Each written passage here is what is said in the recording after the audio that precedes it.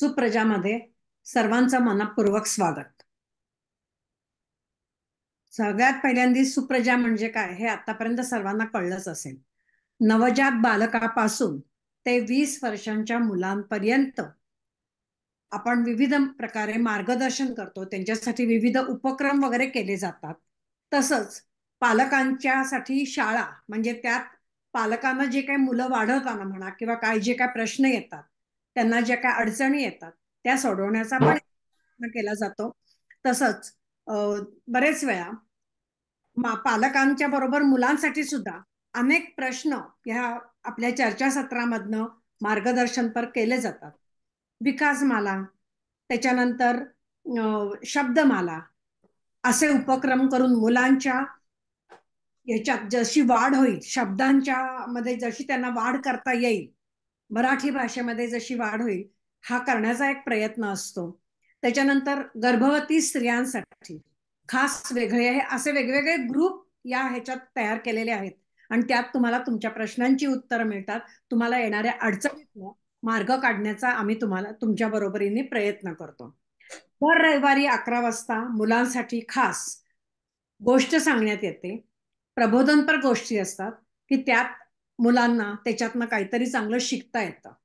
तसंच वेळोवेळी त्यांच्याकडनं काहीतरी स्पर्धेसारखं असं नाही, परंतु चित्र काढायला त्यांना सांगितलं जातं किंवा काहीतरी असं आता आत्ताच 26 जानेवारी झाली, त्या ह्याच्यात 26 जानेवारीला तिरंगा फडकवून काही मुलांनी असे छान ड्रेस करून वगैरे ते फोटो पण अपलोड केलेले होते, ते पण आपण ग्रुपमध्ये टाकतो. अशा तऱ्हेने हे सुप्रजा हे एक तुमच्या सगळ्यांच्या मदतीने तुम्ही सगळे आमच्या कुटुंबातलेच एक भाग आहात, त्याप्रमाणे तुम्हाला सगळ्यांना बरोबर घेऊन आम्ही हे खूप पुढे वाढवण्याचा प्रयत्न करतो. अर्थात तुमची साथ ही अतिशय महत्वाची आहेच आहे. आता आजचं जे सत्र आहे हे डायबेटीसवर स्पेशली आहे. आतापर्यंत 3-4 वेळा डायबेटीसवर आपली चर्चासत्र मार्गदर्शनपर झालेली आहे, परंतु परत मागणी आल्या कारणाने बरेच जणांना परत त्याच्यावर काही चर्चा करावीशी वाटली किंवा त्याच्याविषयीचे काही प्रश्न निर्माण झाले, त्यामुळे त्यांनी परत हे तुम्ही सत्र करा अशी मागणी आल्यामुळे आम्ही हे परत सुरू करतोय. आज जे करणार आहोत हे एक 3 आणि 4 फेब्रुवारीला आपण एक त्याची माहिती मी शेवटी देईनच तुम्हाला, परंतु एक कार्यशाळा घेणार या डायबेटीसवर. तर त्यासाठी ती जी सगळी पूर्व माहिती जी आहे ती देण्यासाठी आज आपण सगळेजण जमलेले आहोत. खरं तर रोग होऊ नये यासाठीच आपण खूप प्रयत्नशील असलं पाहिजे. डायबेटीस हा तर काय रोग नाहीच आहे, शरीरातला काहीतरी बिघाड म्हणजे डायबेटीस आहे. Eat apple a day keep doctor away, हे तर सगळ्यांनाच माहिती आहे. त्यामुळे आता हा डायबेटीस होतो कसा, ते का होतो, हे सगळं आपण ह्या कार्यशाळेतनं म्हणा किंवा आजच्या ह्या सत्रातनं थोडीशी त्याची माहिती करून घेणार आहोत.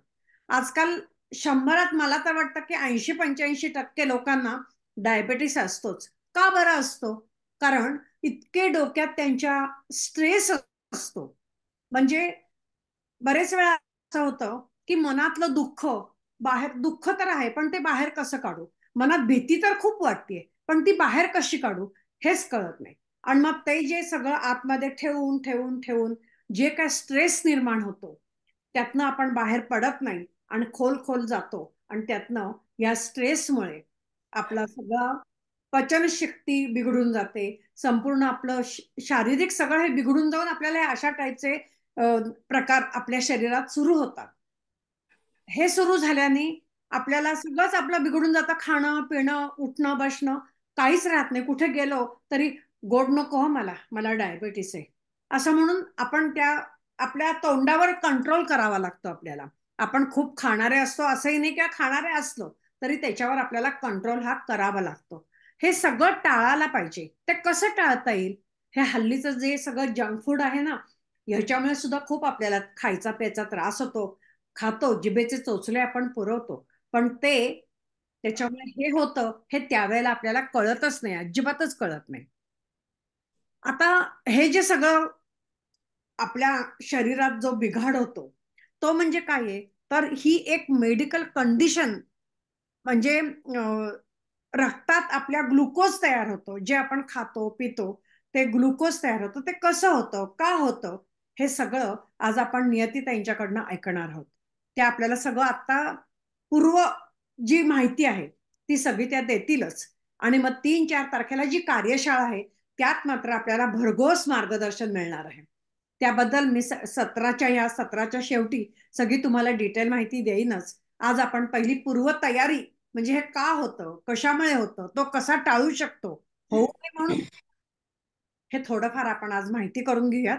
नियतीताईंना मी आमंत्रित करते की तुम्ही ही माहिती सांगायला. पूर्वतयारी म्हणजे थोडक्यात आपल्या कार्यशाळेची आता सुरू करूया आपण. हो.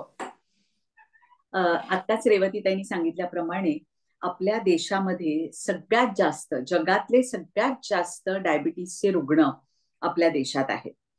आणि दुसऱ्या बाजूला जर आपण परिस्थिती बघितली तर सगळ्यात न्यूट्रिशियस थाळी म्हणून जेव्हा लंडन फूड फेस्टिवलमध्ये आपली थाळी पेश केली जाते तेव्हा आपल्या थाळीला मॅक्सिमम पॉइंट्स मिळतात. म्हणजे आपली जी थाळी आहे, भारतीय थाळी ज्याला आपण म्हणू, उजव्या बाजूला कोशिंबीर आहे, आमटी आहे, उजव्या बाजूला भाजी आहे, मध्ये पोळी भात वगैरे, हे सगळे, ह्या सगळ्या थाळीला सगळ्यात जास्त न्यूट्रिशियस म्हणून पहिलं बक्षीस मिळतं. म्हणजे आपल्या खाण्यामध्ये कुठेही गडबड नाहीये. कुठेतरी आपल्या रहन सहन, जीवनशैली काहीतरी गडबड झालेली आहे. ओके. तर आता जे लोक आता ज्यांनी साइन इन केलेलं आहे त्याच्यामध्ये मी एक आवाहन करते की तुम्ही पॉसिबल व्हिडिओ ऑन ठेवा.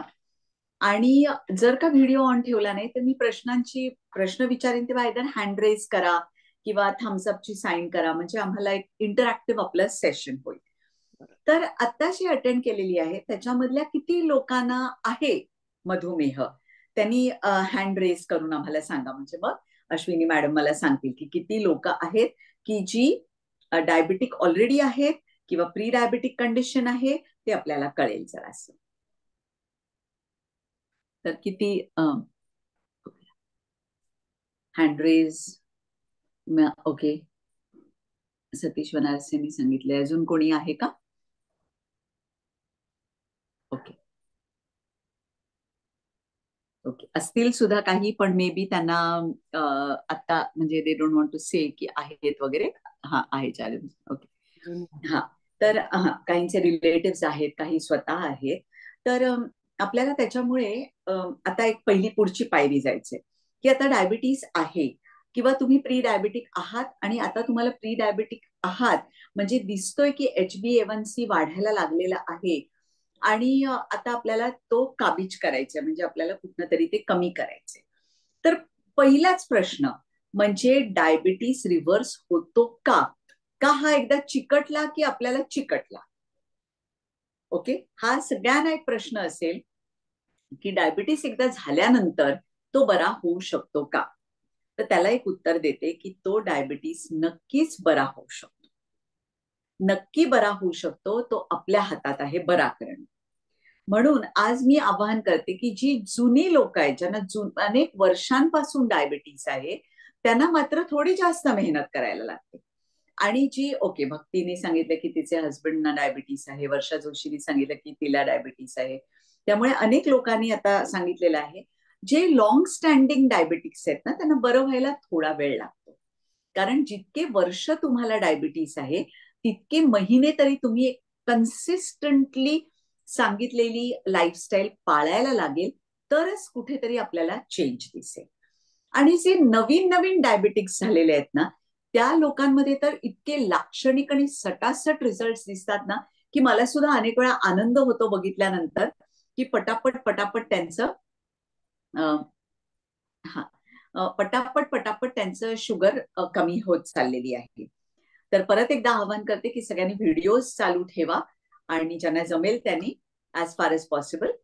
तर म्हणून अतिशय महत्वाची ही गोष्ट आहे की आपण आपल्या लाईफस्टाईलमध्ये असा काहीतरी चेंज करायचा आहे की ज्याच्यामुळे आपल्याला शुगर आपली वाढणार नाही. आता ह्याच्याबरोबर एक सांगावं असं वाटतं की अनेक लोकांना काय वाटतं, म्हणजे डायबिटीसच्या बद्दल जी माहिती आहे ना तीच बेसिकली चुकीची आहे. कसं असतं, पी हळद हो गोरी, किंवा फॉर एक्झाम्पल क्रोसिन आहे, ताप आला, क्रोसिन घेतली, ताप गेला, किंवा त्या तापाचं कारण काढलं, सर्दी खोकला आहे, सर्दी खोकल्याचं औषध घेतलं, सर्दी खोकला बरा झाला, ताप बरा झाला. डायबिटीस तसा नाहीये. डायबिटीस हा शरीराला पोखरत असतो आतनं, आणि ही पोखरण्याची क्रिया कंटिन्युअसली चालू राहते आपल्या बॉडीमध्ये. ती पोखरण्याची क्रिया आपली कमी व्हावी ह्याच्यासाठीच लाईफस्टाईल चेंज आहे. म्हणजे काय करायचंय की आता समजा फॉर एक्झाम्पल तुम्ही कुठे तुमच्या आजूबाजूला घराच्या जवळ एखादा मॉल आहे, तुम्ही त्या मॉलमध्ये गेला, फर्स्ट लेवलला पार्किंग फुल आहे म्हणून तुम्ही सेकंड लेवलला गेला, सेकंड लेवलला पार्किंग फुल आहे मग तुम्ही थर्ड लेवलला गेला. ओके, आता थर्ड लेवलवरनं तुम्ही परत खाली यायला तुम्हाला जास्त वेळ लागणार नाही का? तर हे जे पार्किंग लॉट आता मी अनॉलॉजी सांगितली त्याचा अर्थ असा की आपल्या शरीरामध्ये sugars get converted into useful sugars. आपण जी साखर खातो ती आपल्या शरीरामध्ये त्याच्याबरोबर मिक्स व्हायला पाहिजे ना. शरीराचं पांचभौतिक रचना, साखरेची पांचभौतिक रचना दोन्ही वेगळ्या वेगळ्या आहे. तर हे दोन्ही मिक्स व्हायला पाहिजे, म्हणजे ती साखर आपल्या शरीरामध्ये जाऊन कशात तरी कन्व्हर्ट व्हायला पाहिजे. मग ती कुठेतरी स्टोअर व्हायला पाहिजे. मग ती कन्व्हर्ट होऊन स्टोअर कुठे व्हायला पाहिजे की जिथे मला ती पाहिजे तेव्हा मला लगेच मिळायला पाहिजे. जर ती मला मिळणार नाही अशा ठिकाणी जर मी ठेवून दिली तर ती शरीरामध्ये साठून राहते. आणि कशी साठून राहते, जसं आपलं पोट वाढत जातं तिथे फॅट साठत राहते, फॅट साठत राहते, साठत राहते, शरीर आपलं जड होत जातं, जड होत जातं. ही सगळी प्रक्रिया आपण कुठेतरी कापायची. म्हणजे आपण सगळ्यांनी ऐकलं असेल की मध्ये ना खूप चाललं होतं की पनीर फूल घ्या, पनीर फूल घ्या, किंवा कोणी सांगतं भेंडी भिजत घाला आणि त्याचा रस प्या. असं काही रस पिऊन किंवा नुसतं एक औषध घेऊन तुमचे डायबिटीस कमी होणार नाहीये. आपल्याला जर वाटलं की आपण चालणारच नाही, आपण व्यायाम करणारच नाही आणि आपण आपलं पनीर फूल घ्यावं आणि आपल्याला शुगर कमी होईल, तात्पुरती दिसेल कमी झालेली. कारण पनीर फूल हे अश्वगंधाचंच फॅमिलीमध्ये येणारे एक औषध आहे आणि अश्वगंधा आपल्याला रिलॅक्स करतं, त्याप्रमाणे ते थोडे दिवस रिलॅक्स करतं, थोडे दिवस दिसेल तुम्हाला साखर. दुसरी एक मिथ म्हणजे लोकांच्या मनात एक असं असतं की मी कडुलिंबाचा रस पिईन किंवा मी कारली खाईन. आता तुमच्यापैकी एक सगळ्यांनी मला सांगा बघू की कडू रस हा गोड रसाचा पाचक नाहीये. कडू रस हा गोड रसाला पचवत नाही. कडू रस त्याच्या जागी आहे, गोड रस त्याच्या जागी आहे. तर तुमच्यापैकी किती लोकांना असं वाटतं की कडू रस हा आपण घेतल्याने आपल्या शरीरामधला रक्तामधला गोडवा कमी होईल? ते मला सांगा बघू.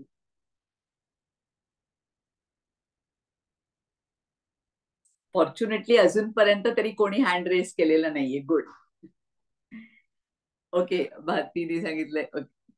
तर अनेक लोकांना असं कल्पना असते की आपण कडू खाल्लं तर आपल्या शरीरामधलं गोड कमी होईल. It's not like that. आयुर्वेदाप्रमाणे 6 रस सांगितलेले: मधुर, आम्ल, लवण, कटू, तिक्त आणि कषाय. ओके, आता हे रस नुसते टेस्ट वरती नाहीये, त्याच्या गुणधर्मांवरती पण आहे. आपल्या सगळ्यांना माहितीये की पंचभूत म्हणजे पंचभूता 5 महाभूतांपासून आपलं शरीर बनतं, आहार बनतो, सगळ्या गोष्टी 5 महाभूतांपासून बनतात. म्हणजे पृथ्वी आणि जल ही 2 महाभूत ज्या गोष्टींमध्ये जास्त असतील त्या सगळ्या गोष्टी गोड आहेत. आलं लक्षात? म्हणजे पोळी पण गोड आहे, भात पण गोड आहे. म्हणून आता आपण पहिल्या मुद्द्यावर येणार आहोत, म्हणजे आपली दिवसाची सुरुवात आपण कशाने करतो? एक चांगला नाश्ता घेऊन करतो, बरोबर आहे?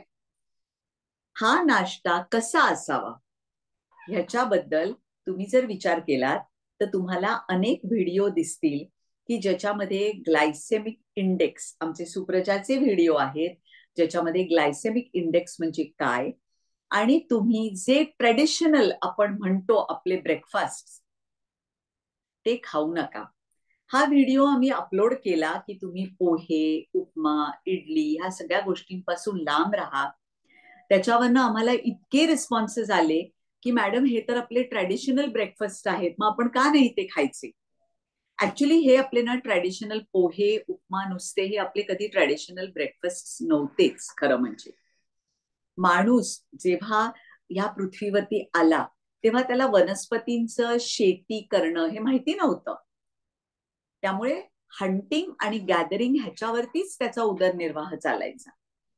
जेव्हा आपण शेती करायला लागलो आणि गव्हाला आपण टेम केला आणि तो वाढवायला लागलो आणि मग गहू खायला लागलो, ज्याला परदेशात कॉर्न खायला लागलो असं म्हणतात, म्हणजे गहू, तांदूळ हे सगळे पदार्थ आपण जेव्हा खायला लागलो तेव्हाच आपल्या शरीरामध्ये ते पचायला खूप त्रास होतो.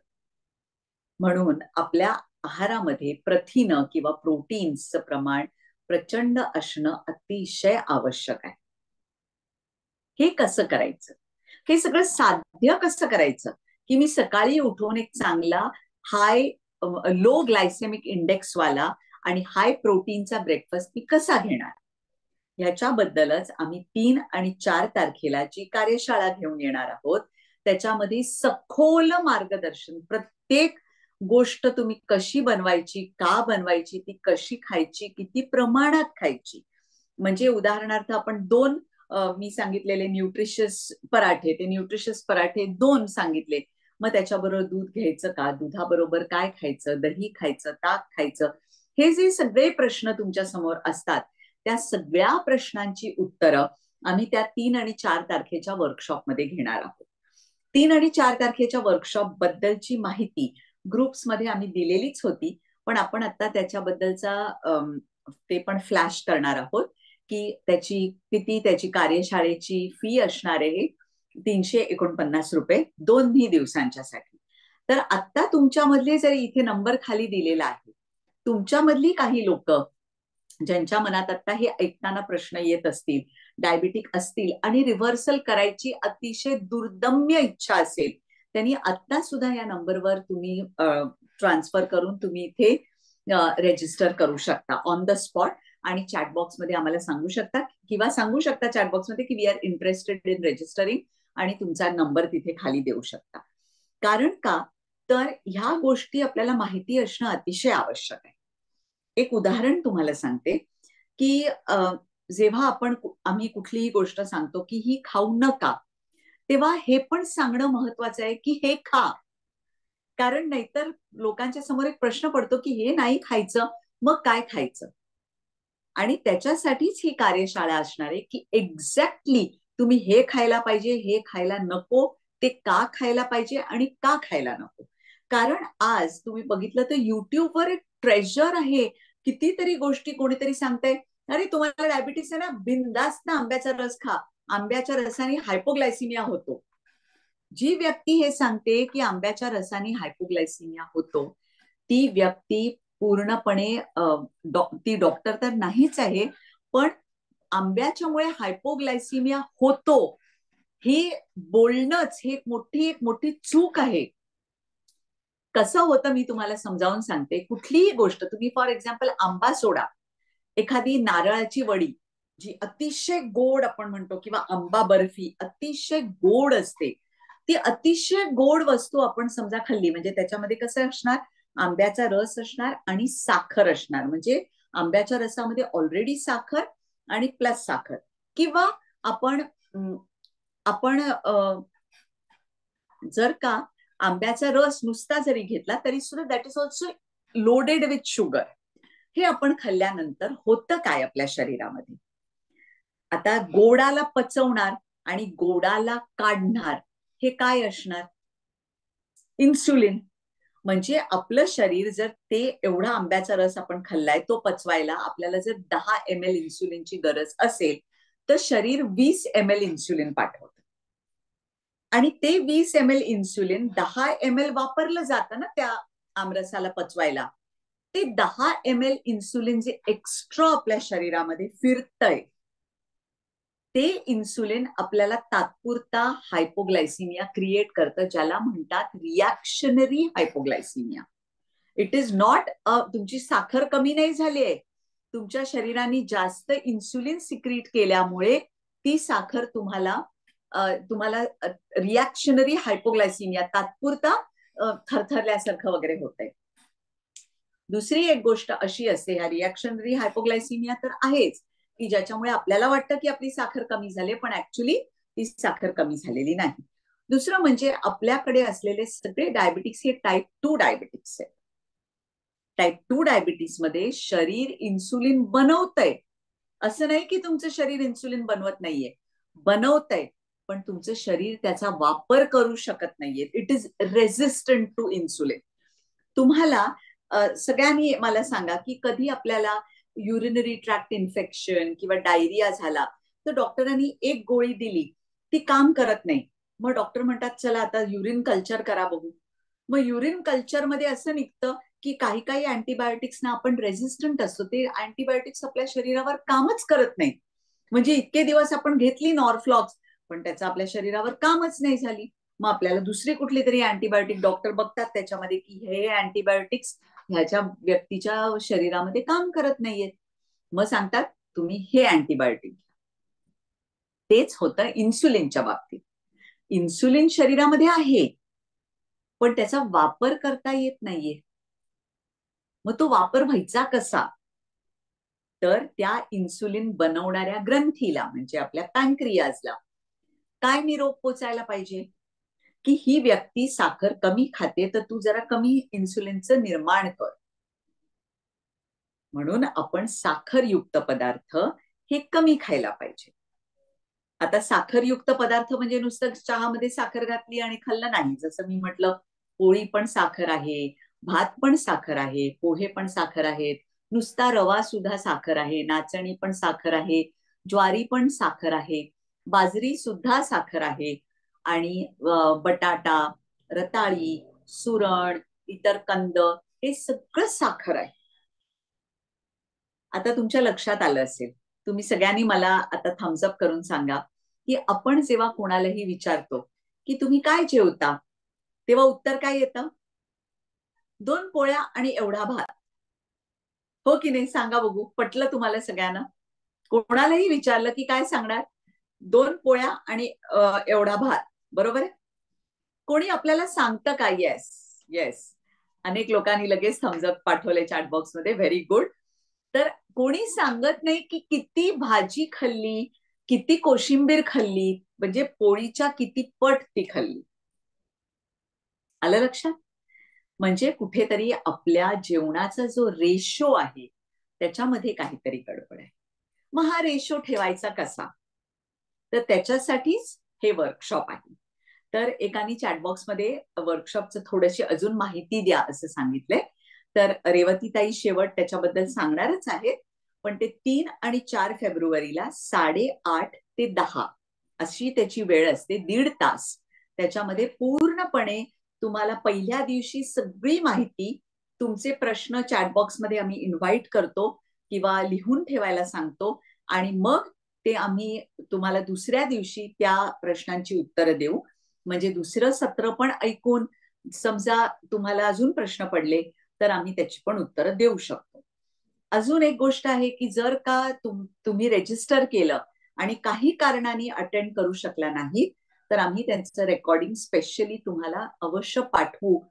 पण फक्त मग त्याच्यामध्ये प्रश्न उत्तर जे माझ्याशी तुमचं क्वेश्चन आन्सर्स होतात, ते क्वेश्चन आन्सर्स होऊ शकणार नाही. एवढंच एक फक्त ड्रॉबॅक असणार आहे. आता जसं मी सांगितलं की डायबिटीस म्हणजे आपल्या शरीरामध्ये काहीतरी बदल होत आहे. तर त्याच्यासाठी आपण गोड खाणं, मी सांगितलं तसं पोळी भाजी, पोळी भाकरी, एव्हरीथिंग इज गोड, हे आता एक सांगून झालं. दुसरं एक अतिशय महत्वाचा मिथ आपल्या सगळ्यांमध्ये आहे, तो म्हणजे गुळ खाल्ला तरी चालेल पण साखर खाऊ नका. जेव्हा आम्ही सुप्रजामध्ये गुळ आणि साखरेचा व्हिडिओ बनवला तेव्हा आमच्याकडे असंख्य कॉमेंट्स आले की मॅडम तुम्ही हे कसं सांगता, साखर तर म्हणजे सेंद्रिय आहे आणि गुळ हा नॅचरल आहे किंवा तो ऑर्गॅनिक आहे, त्यामुळे आपल्या शरीराला. तर प्रश्न हा नाहीये की ऑर्गॅनिक आहे का त्याच्यामध्ये केमिकल्स आहेत. प्रश्न हा आहे की ह्या दोन्ही गोष्टी आपल्या शरीरामधली साखर वाढवत आहेत. कळलं ना? It can be organic, it can be the most healthiest thing, but it is increasing the sugar. आपला मुद्दा हा आहे की आपली साखर वाढते. आता आपल्याला समजा ऑर्गॅनिक शेती करायची आणि आपल्याला इनऑर्गॅनिक म्हणजे जसं रेग्युलर केमिकल्स वाला वापरायचं, ती गोष्ट वेगळी आहे. केमिकल्स आपल्या शरीरामध्ये काय हानी करतात हा एक टोटली वेगळा मुद्दा आहे. आपण जेव्हा डायबिटीस बद्दल बोलतो तेव्हा आपण हा मुद्दा घ्यायचा आहे की ह्या दोन्ही गोष्टी ऊसापासून बनवलेल्या आहेत. आणि जसा ऊस तसाच बीटरूट सुद्धा, बीट पासून पण शुगर बनते. तर केन शुगर आहे, बीटरूट पासून बनणारी साखर आहे. त्यामुळे ह्या सगळ्या गोष्टी आपल्या शरीरामध्ये प्रचंड प्रमाणामध्ये साखर वाढवतात. म्हणून हे पण एक मिथ की जर का तुम्ही चहामध्ये गुळ घालून घेताय, साखर घालून घेत नाहीये, मला वाटतं की मी गुळ घालते भाजीमध्ये, गुळ घालते साखर घालत नाहीये, तर सॉरी टू से त्यांनी सुद्धा तुमची शुगर वाढत असते. अजून एक साखर म्हणजे साखर वाढून शरीरामध्ये काय होणार आहे, तर साखर शरीरामध्ये वाळवी आहे. एखादं आपल्या शरीरामध्ये, आपल्या घरामध्ये कपाट आहे, आपण ते खूप दिवसात साफ केलेलं नाही आणि मागणं त्याला वाळवी लागली, तर आपण काय म्हणतो,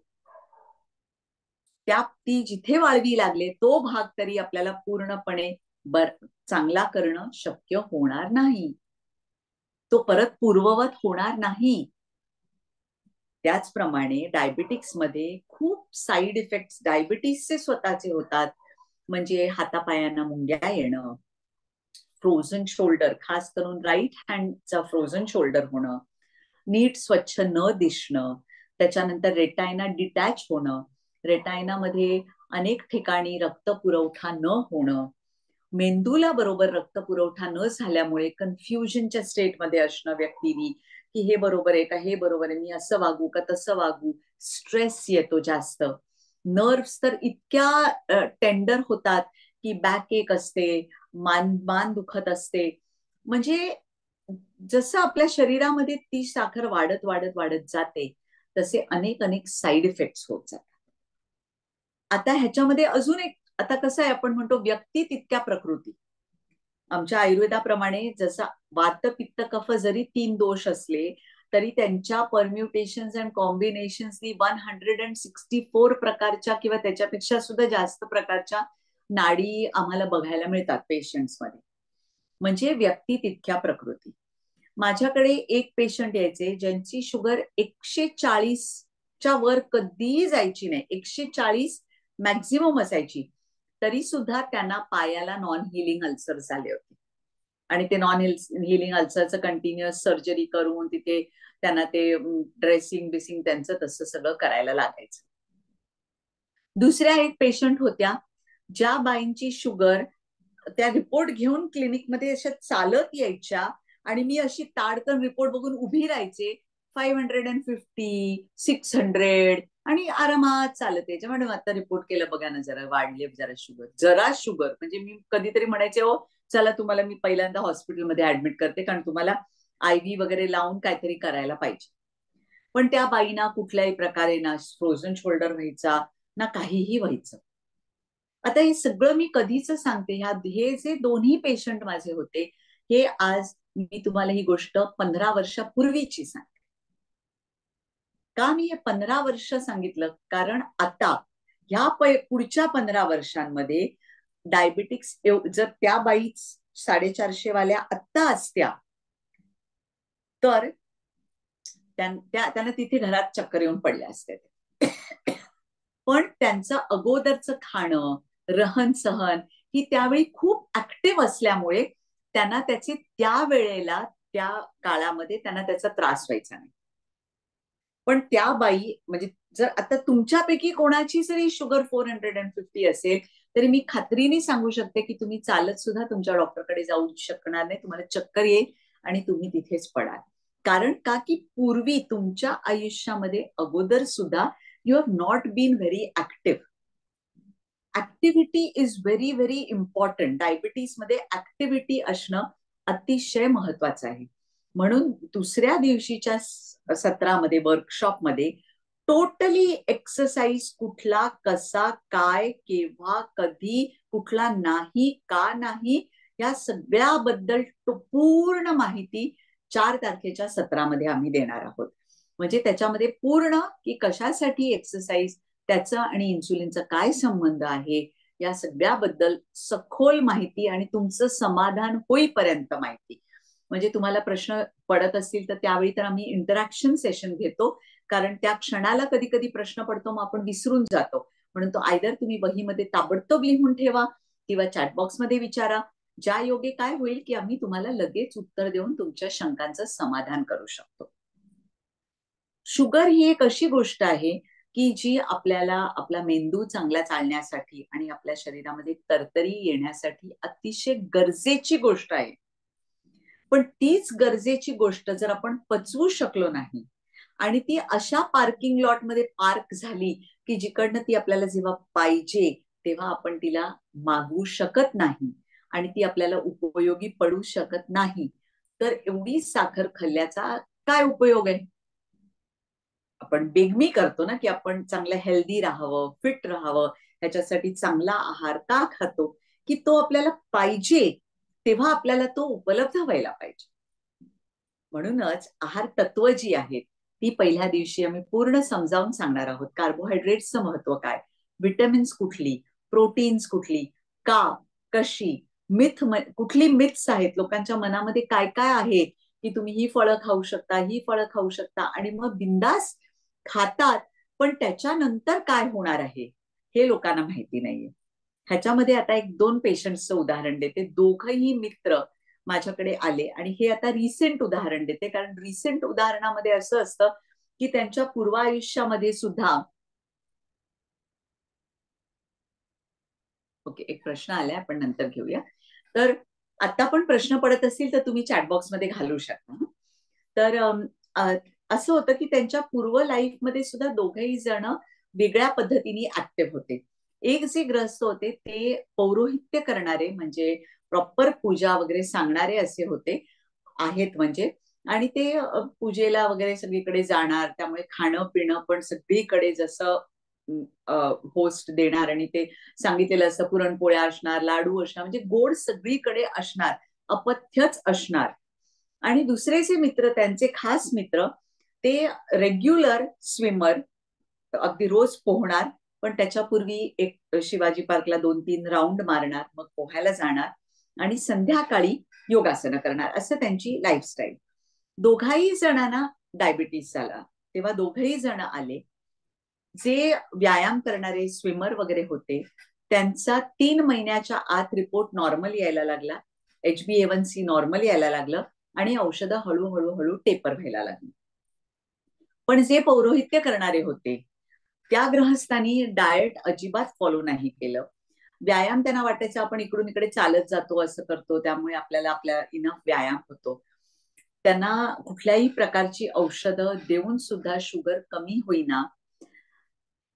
आपण जे म्हणतो डायबिटॉलॉजिस्ट, त्यांना सुद्धा त्यांना म्हटलं तुम्हाला हवं तर तुमच्या समाधानासाठी तुम्ही त्यांना पण कन्सल्ट करू शकता. डायबिटॉलॉजिस्टनी पण त्यांना नमस्कार केला, त्यांना सांगितलं तुम्ही हे लाईफस्टाईल मध्ये चेंज करायलाच पाहिजे. ही डिड नॉट लिसन. आज त्यांचा एक पाय नीपासून अम्प्युटेड आहे आणि एका डोळ्याने त्यांना दिसत नाही. म्हणजे मला काय म्हणायचंय की आता काय आयुष्य त्यांचं, म्हणजे क्वालिटी ऑफ लाईफ त्यांचा किती कमी झाला. आता समजा पौरोहित्य जरी करत असतील, आर्टिफिशियल लिंब वगैरे त्यांनी लावून घेतलेला आहे, पण तरी सुद्धा वेन युअर अ डायबिटिक तुमची हाडं ठिसूळ झालेली आहेत. आता त्यांनी पूर्णपणे एकदम स्ट्रिक्ट डाएटवर जरी असले तरी त्यांची शुगर आणि त्यांचे HbA1c कमी व्हायला खूप वेळ लागणार आहे. बसून बसून आता बघा, there are so many channels की ज्याच्यामध्ये समजा तुम्हाला पाय दुखत असतील तुमचे, तर तुम्ही कुठल्या प्रकारचा व्यायाम करू शकता, अशा पद्धतीचा ऍडवाइस आहे. मी म्हटलं 3 आणि 4 तारखेचं आपलं जे सत्र आहे त्या 4 तारखेच्या सत्रामध्ये आपण हेच शिकवणार आहोत. पाय दुखतात, ओके, सबब नाही, सबब सांगून उपयोग नाही, आपल्याला काही ना काहीतरी व्यायाम करायला पाहिजे. आता उदाहरणार्थ एका माझ्या पेशंटना पायाला गळू आलेला होता आणि त्या गळूमध्ये ते रेग्युलर ड्रेसिंग करायचं, तर ते आतनं संबंध स्क्रेप करायला लागतं आणि आतनं अशी त्वचा नवीन बनत बनत यायला लागते, तरच ते गळू पूर्ण भरून येतं, खास करून डायबिटिक्ससाठी. तर त्यांचं ते ड्रेसिंग चालू असताना त्या जर चालायला गेल्या तर ते गळू परत फुटायचं आणि त्याच्यामध्ये परत प्रॉब्लेम्स व्हायचे. तर डॉक्टर म्हणाले की तुम्ही चालू शकत नाही, कारण त्याच्यावरती वेट येतं आणि मग वेट आल्यामुळे ते बरं होत नाहीये. मग त्या म्हणाल्या, डॉक्टर असं कसं, आता मी डायबिटिक आहे, मी चालले नाही तर माझं डायबिटीस वाढेल. त्या तेव्हा माझ्याकडे आल्या, म्हणे मॅडम आता हे गळू आपलं औषध चालू आहे तरी हे बरं होत नाहीये. तर त्यांना इतकी एक्सरसाइज प्रोग्राम्स करून दिले की ज्याच्यामध्ये त्यांनी न चालता सुद्धा त्यांची शुगर नॉर्मलवर राहू शकते. आणि ह्याचाच ऍडवाइस आम्ही 4 तारखेला देणार आहोत की नाही ना चालता येत, काही हरकत नाही, तरी सुद्धा तुम्ही साखर तुमची कमी करू शकता.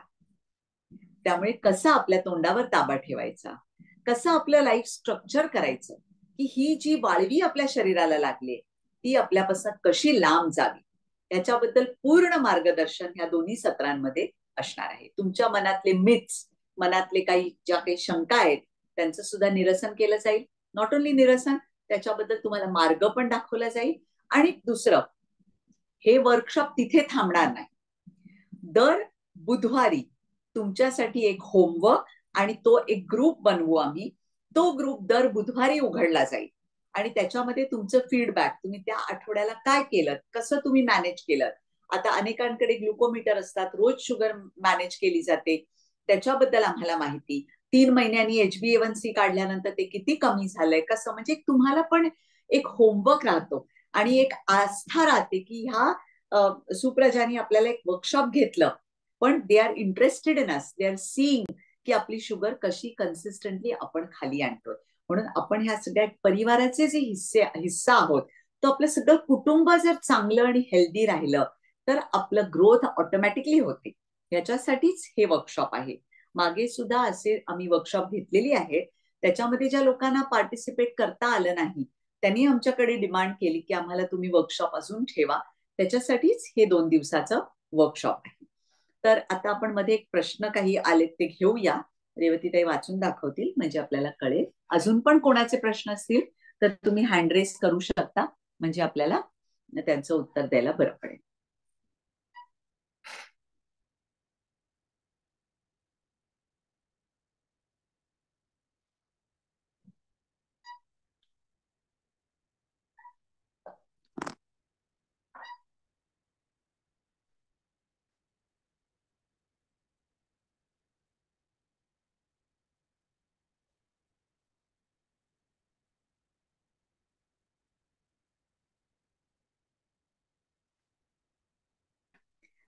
ओके, तर एक आलेलं रिक्वेस्ट की थोडं इंग्लिशमध्ये पण सांगा. सो फॉर काही लोक ज्यांना इंग्लिशमध्ये कम्फर्टेबल आहेत, लेट मी टेल यू की sugar, when you eat anything that has sugar in it, it has to be digested and converted into the particles of the body. Means we say pancha mahabhuts, the 5 mahabhuts of sugar and 5 mahabhuts of our body are different. So it needs to be digested and assimilated into the body. Now, when it is assimilated into the body, it should be available at the right time when you need it. If it's not available at the right time, then you won't be able to use it. So what are these parking lots where sugar goes and parks itself and it becomes useless? How do you how do you how is obesity related to diabetes? So that is the parking lot analogy. Secondly, diabetes is like white ants. So it goes inside your body and starts destroying certain parts of the body, because of which those parts cannot be rejuvenated again. It's not just a risen level of sugar. It is something different happening in our body, which we need to stop. How? What to eat, what not to eat, why to exercise, which exercise to do, how to be motivated and continuous and perseverant in your exercise. All this will be taught in the 2-day workshop, which we are going to take on the 3rd and the 4th of February. Okay. So in type 2 diabetes, insulin is produced by the body, but somewhere down the line, it stops getting used by the body. It's no longer useful to the body. how to make it useful, and how to raise your serum insulin levels, or how to not only just raise your serum insulin levels, how to keep your HbA1c low, how to keep your sugar consistently low, is what is going to be taught in the workshop. Okay. So it's going to be more of understanding the diabetes, what kind of diet you're going to do, what kind of exercise you're going to do, and it's going to be followed up consistently every week. On Wednesday, the group will be open and everybody will tell about themselves. So if one of you is not motivated, or one of you has lost motivation due to some reason, you will take an example from the rest of the people and say, oh, my group is doing this, so maybe I should also do this. So when you take it as a group activity, it becomes better, easier to hold on to, and easier to continue doing. So that's the reason we are going to take this workshop. So I think who has asked, I've replied many of the things in English. Okay.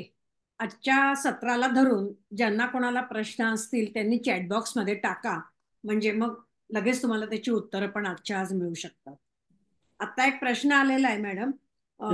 त्यांनी म्हटलंय, माझ्या मिस्टरांचे angiography 2020 मध्ये झाली, तर त्यांच्यासाठी कोणते exercise करावे?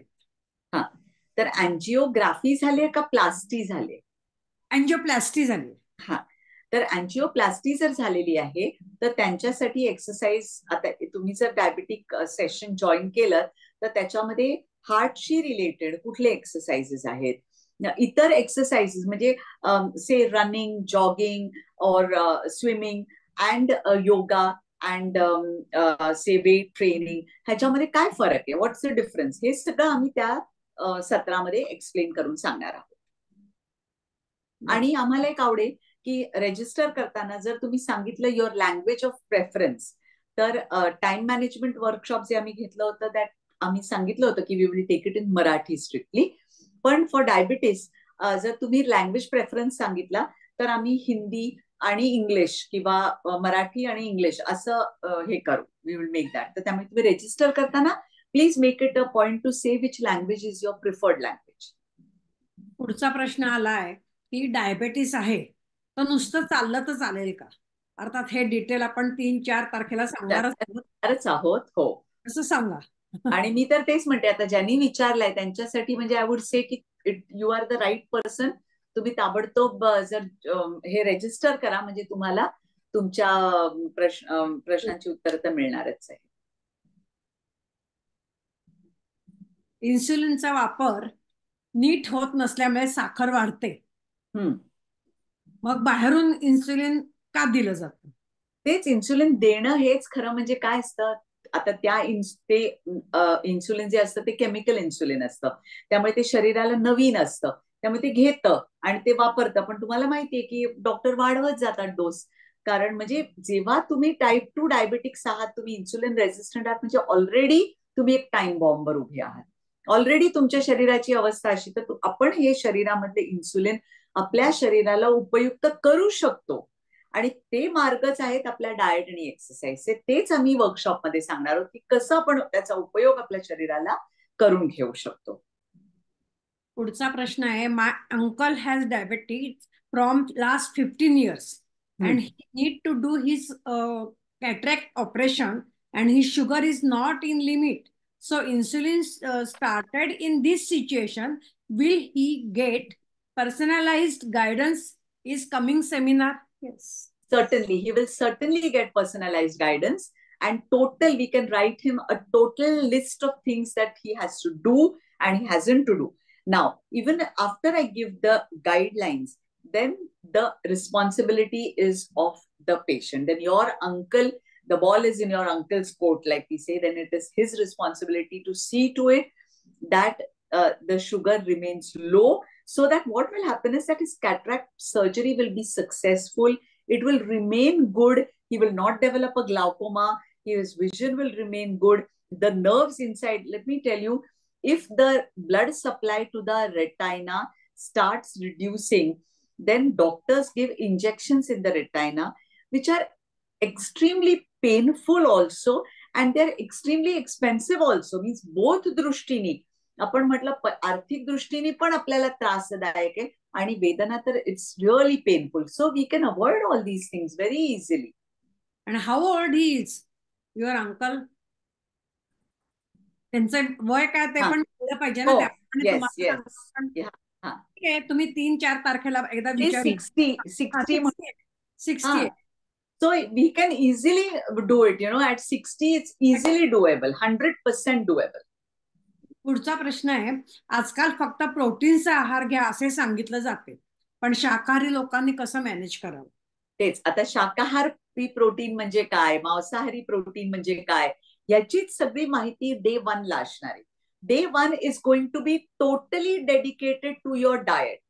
I will tell you different recipes, different menus, like proper Monday, Tuesday, Wednesday, Thursday. You can do those things. म्हणजे असे दिवसांप्रमाणे also you can do, किंवा you can choose and pick whatever. Me 7 menus देईन, त्याच्यातनं कुठल्याही दिवशी काही तुम्ही करू शकता. ब्रिस्क वॉक केल्यावर लगेच साखर वाढते का? वाढत नाही, कमी होते. त्यांना वाढते असं हे आलंय का निदर्शनास? प्रश्न विचारलाय त्यांना, असं निदर्शनास आलंय का की वाढते असं? वाढते असं त्यांना निदर्शनास आलंय. हो, हो म्हणतायत ते. हा, नाही म्हणजे त्यांची केस आता वेगळी असेल. आपण ते 1 to 1 त्यांनी रेजिस्टर केलेलंच आहे. I know that he has registered. त्यामुळे ओके ओके. आता खरं तर आपण बाय बाय डायबेटीस असं म्हणतो, म्हणजे करावं अशी आपली सगळ्यांची इच्छा असते. होऊ अगदी नाही पण होतो. आता त्याला कारण काय वगैरे हे सगळ्याला माहितीये, पण तरी आपण ते 3 तारखेला बघूच शकतो. तर हे जे रिव्हर्सल व्हावं, हे जे याच्यासाठी आपण 3 आणि 4 तारखेला जे घेणार आहोत सत्र, तर त्यासाठी सगळ्यांनी ताबडतोब रजिस्ट्रेशन करावं असं मी सगळ्यांना विनंती करते. ज्या कोणी आतापर्यंत सुप्रजाचे मेंबर नाहीये, परंतु तुमच्या सांगण्यामुळे जर कोणी झाले, तुम्हाला ह्यातला अनुभव जो आलाय तो सांगून जर कोणी होत असेल, तर खालती जो नंबर दिलेला असतो त्या नंबरवर तुम्ही कॉन्टॅक्ट करा किंवा ग्रुपमध्ये तुम्ही लिहा. तुम्हाला ताबडतोब ते करून घेतलं जाईल. आणि या इथं नंबर दिलेले आहेत बघा, त्या नंबरवर तुम्ही कॉन्टॅक्ट करा आणि ताबडतोब मेंबर होऊन जा. ताबडतोब रजिस्टर करा. ज्यांना कोणाला रजिस्टर करून ते अटेंड करता येणं शक्य नाहीये, तर अशांना आम्ही नंतर हे सगळं रेकॉर्डिंग आहे ते नक्की देऊ, परंतु तुम्ही पहिलं ते रजिस्ट्रेशन केलं पाहिजे. आता रजिस्ट्रेशनची तारीख ही आम्ही 1 तारीख ठेवलेली आहे. 1 तारखेपर्यंत करावं अशी आमची अपेक्षा आहे. परंतु काही कारणाने जर एखाद्याला नाही शक्य झालं 1 तारखेला करणं, तर त्यांनी दुसऱ्या दिवशी जरी केलं तरी हरकत नाही. अगदी शेवटच्या दिवशी सुद्धा जर तुम्हाला करायचंय आणि तुम्हाला काही कारणाने नाही शक्य झालं, तर या नंबरवर तुम्ही कॉन्टॅक्ट करा. तुम्हाला रजिस्टर करून घेतलं जाईल नक्की त्याच्यात.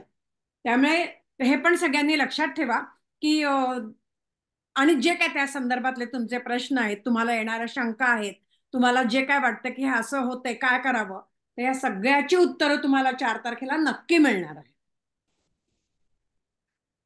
पुढचे काही प्रश्न आलेत का बघते मी. आता एक वर्कशॉप झाले त्यावेळी खूप लोकांचे असे झाले की विसरलं रजिस्टर करायला. तर असे होऊ नये म्हणून मी परत परत सांगते की तुम्ही रजिस्टर करा. आणि अगदी एखाद्याला काही अडचण येऊ शकते की नाही मला जमलं, शेवटच्या दिवसापर्यंत मला नाही जमलं, तर तुम्ही ह्या नंबरवर नक्की कॉन्टॅक्ट करा आणि रजिस्टर करून घ्या. नवीन मेंबर्स तुम्ही आणा, जेणेकरून त्यांना सुद्धा ह्याचा फायदा चांगला होऊ शकतो. तर आता ह्याच्यात काय आहे हे मी तुम्हाला सांगते. काही वर्षापूर्वी भारतात एवढे डायबेटीसची लोक नव्हती, पण आता काही वर्षांपासून भारतात खूप डायबेटीसची लोक व्हायला लागलेली आहेत. आणि ते प्रश्न एवढे झालेत निर्माण की त्यातनं बाहेर कसं पडावं हे कुणालाही कळत नाही. त्यासाठीच तो डायबेटीसचा जो प्रकार आहे तो कमी कसा करता यावा यासाठी आपण हे सत्र 3 आणि 4 तारखेला घेणार आहोत. सुप्रजा खास तेवढ्यासाठी हे सत्र घेऊन येते. 3 आणि 4 तारखेला रात्री 8:30 वाजता, 8:30 ते 10 1.5 तासाचं हे सत्र आहे. सगळ्यांनी त्याची वेळ लक्षात घ्या. 8:30 ते 10 म्हणजे 1.5 तासाचं हे सत्र आहे. या ह्याच्यात सर्वांनी जास्तीत जास्त सहभाग घेऊन मार्गदर्शनाचा लाभ घ्या हे मी सगळ्यांना अगदी मनापासून सांगू इच्छिते. आता ह्यामध्ये काय काय होईल, तर आहारात बदल कसा करावा हे तुम्हाला सांगितलं जाईल. हे सर्व जे सेशन आहे हे मराठी भाषेमध्ये होणार आहे. 2 दिवसांचं आहे शिबिर हे 2 दिवस मराठी भाषेमध्ये सांगितलं जाणार आहे. पण या जर का कोणाला लँग्वेज मध्ये हे असेल तर तुम्ही सांगा आम्हाला, म्हणजे आम्ही त्याप्रमाणे चेंज करू, म्हणजे मधनं मधनं दुसरी भाषा बोल सांग. आहारात बदल कसा करावा, व्यायाम कसा करावा, काय केल्याने आम्ही हे पूर्ण ह्याच्यातनं बाहेर येऊ, हे सगळं या सत्रामध्ये तुम्हाला सांगितलेलं जाणार आहे. तुमच्या जीवनशैलीचा कसा बदल केला की तुम्हाला ह्याच्यातनं फायदा होणार आहे, हे सगळं यामध्ये सांगितलं जाणार आहे. यासाठी तुम्ही सगळ्यांनी व्यवस्थित तुमच्या मनातल्या प्रश्नांची तयारी करून आम्हाला त्यावेळेला तिथं चॅटबॉक्समध्ये टाका, म्हणजे आम्ही तुम्हाला लगेचच्या लगेच इंटरॅक्शन होऊन तुमच्या प्रश्नांची उत्तरं दिली जातील. आता हे जरी त्या दिवसांपुरतं असलं 3 आणि 4, तरी सुद्धा मगाशी मॅडमने सांगितल्याप्रमाणे दर बुधवारी या ग्रुपमध्ये तुम्हाला काय काय सूचना केल्या जातील, काय काय त्यांनी सांगितल्याप्रमाणे काय काय तुम्हाला होमवर्क दिलं जाईल, किंवा तुमच्या काही शंका असतील. त्यावेळेला नाही सुचलं मला, पण नंतर मला ही शंका आली, मला हा प्रश्न निर्माण झाला, तर मी तो कसा सोडवू. तर ह्यासाठी हा आमचा डायबेटीस बाय बाय डायबेटीस असा एक ग्रुप आहे.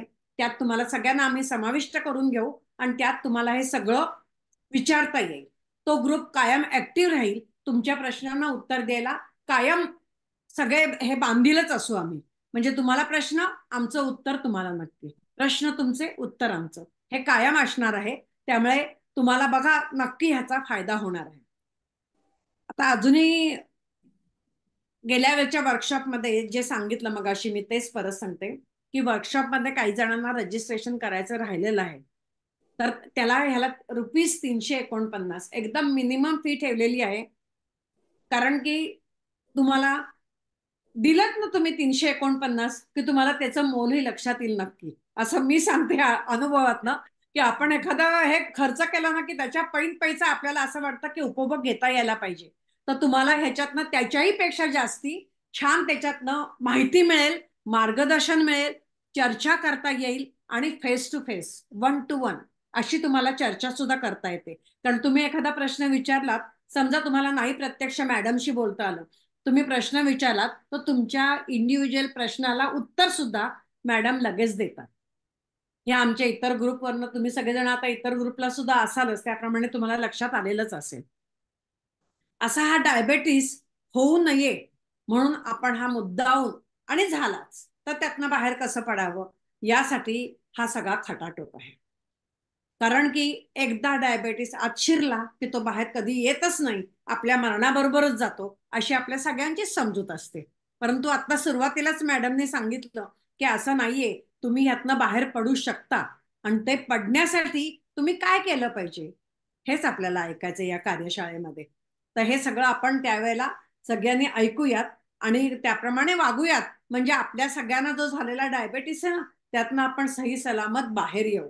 आणि एकदा झाला डायबेटीस की एक एक ऑर्गन्सवर पण त्याचे परिणाम होतात. मगाशी त्यांनी सांगितलं की डोळ्यावर होतो, नंतर हार्ट अटॅकलाही प्रॉब्लेम होऊ शकतो, त्याच्यानंतर आपल्या किडनींना प्रॉब्लेम होतो, लिव्हरला होतो. हे सगळे ऑर्गन्स अफेक्ट होण्याच्या आत आपण त्यातनं मुक्ती मिळवूयात आणि डायबेटीस रिव्हर्सल वर्कशॉपला जॉईन होऊन यातनं सगळ्या सही सलामत बाहेर पडूया असं मला वाटतं. आता या एकाने चॅटबॉक्स मध्ये प्रश्न विचारलाय. हो का?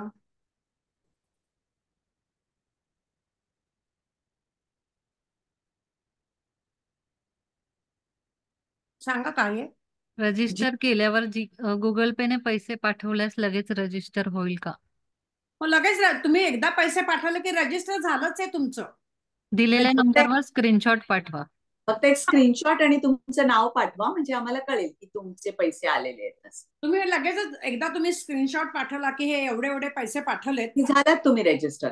आणि आम्ही तुमच्या ईमेल ऍड्रेस पण मागवतो, म्हणजे ज्या योगे आम्ही जरी तुम्ही अटेंड केलेलं असेल तरी पण तुम्हाला रेकॉर्डिंग देणार, जरी अटेंड केलं नसेल तरी रेकॉर्डिंग देणार, आणि अटेंड केलेलं असेल तरी पण परत परत परत बघण्यासाठी रेकॉर्डिंग देणार, म्हणून ईमेल ऍड्रेस पण तुमचे मागवणार. आणि म्हणूनच हे जे सांगतो ना आम्ही की तुम्हाला ईमेल आयडी द्यायचा आहे, त्याच्यावर तो जो फॉर्म आहे ना त्याच्यात हेच आहे, तुमचा फोन नंबर, तुमचा ईमेल आयडी, तो आम्हाला मिळाला की त्या ईमेल आयडीवर आम्ही हे रेकॉर्डिंग जे असतं ते तुम्हाला पाठवतो.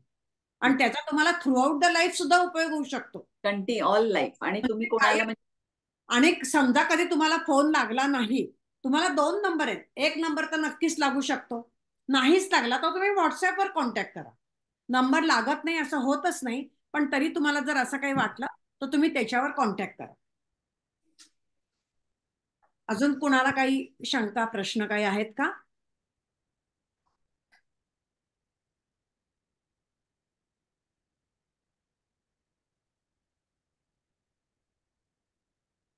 अश्विनी, कुणाला काही प्रश्न नाहीयेत ना? तर सगळ्यांना मी पुन्हा एकदा आव्हान करते की सगळ्यांनी लवकरात लवकर रजिस्ट्रेशन करा. काहीही शंका आली तर ह्या 2 नंबरपैकी कुठेही फोन करा. व्हॉट्सअप तुमचा कायम ओपन आहे, कायम त्याच्यावर तुम्ही काही पण विचारू शकता की या संदर्भात, या डायबेटीच्या संदर्भात तुम्हाला काही शंका असली, कार्यशाळेबद्दल काही माहिती हवी असेल तर तुम्ही ताबडतोब त्याच्यावर विचारा, तुम्हाला ताबडतोब त्याचं उत्तर मिळेल. अशा तऱ्हेने आपण आता 3 आणि 4 तारखेला भेटूयात. 3 तारखेला रात्री 8:30 वाजता तुम्हाला झूम मीटिंगचं हे आधी 15 मिनिटं 20 मिनिटं तुम्हाला त्याचं हे सगळं पाठवलं जाईल, ऍड्रेस ID वगैरे. त्याप्रमाणे तुम्ही त्याला जॉईन व्हा. जास्तीत जास्त संख्येने या कार्यशाळेचा सर्वांनी फायदा घ्यावा असं मी तुम्हाला सर्वांना मनापासून सांगते. आणि आजचं सत्र हे जे प्री डायबेटिक होतं ते आज संपलंय आत्ता, असं मी जाहीर करते. धन्यवाद. नमस्कार.